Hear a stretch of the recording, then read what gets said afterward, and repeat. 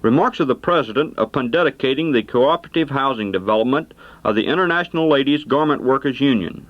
From Penn South in New York City, May 19, 1962. Dave, Mrs. Roosevelt, Governor Rockefeller, Mayor Wagner, Mr. Antonini, distinguished city officials, distinguished Mayor George Meany, Alex Rose, ladies and gentlemen, I want to register an official protest with the International Ladies Garment Workers at the sweatshop conditions under which we're working today.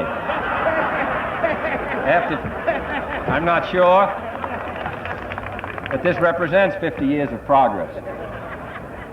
It is true that your distinguished president invited me to come to speak on November 3rd as we were heading to a meeting which he was sponsoring 3 days before election. I would have agreed to anything.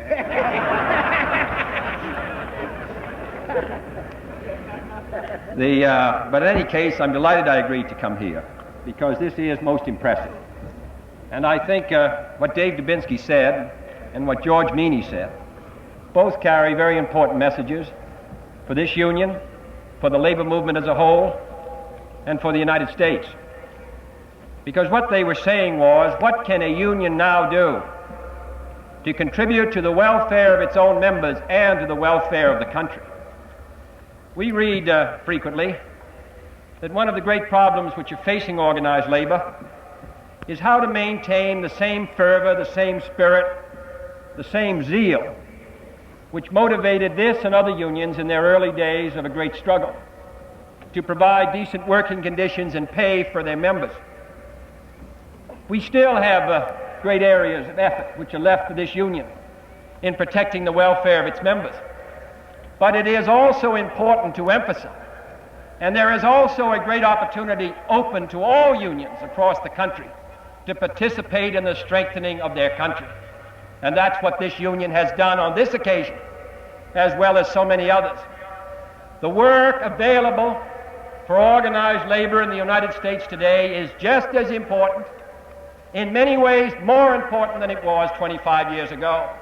The unfinished business of our society still lies stretching before us, and this housing project demonstrates what labor, with good, effective, progressive leadership, and the city, and the state, and private groups, and the federal government together in cooperation can do for this city and this country.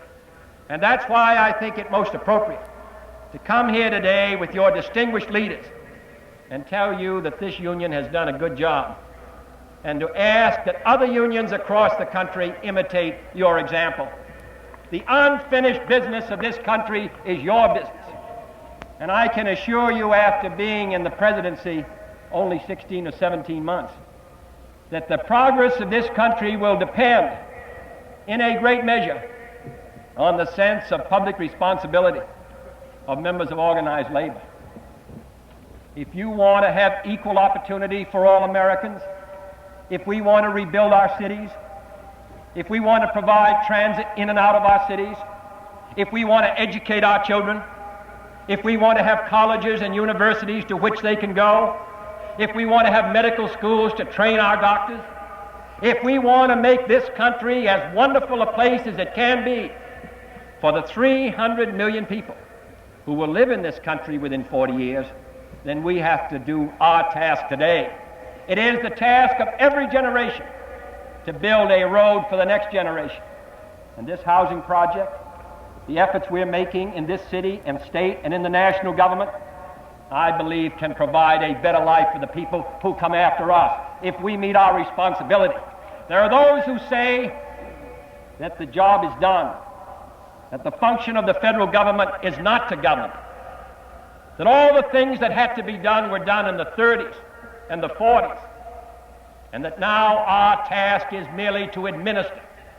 I do not accept that view at all, nor can any American who sees what we still have left to do.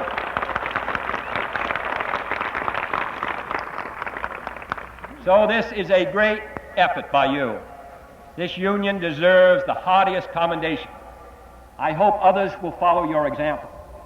And I come here today and ask you to continue to work as you have in the past and as free labor organizations must do all over the world for the kind of progress upon which our ultimate security depends. We believe that there is much left to do, and I come here today and ask you to join us in doing it. About 30 years ago, a distinguished French marshal asked his gardener to plant a tree, and the gardener said, "That tree won't come to flower for 100 years. He said, "In that case, plant it this afternoon." Well, that's the way I feel about all the tasks left undone in this country, which will not be finished in our time. But we ought to do something about it this afternoon. Thank you.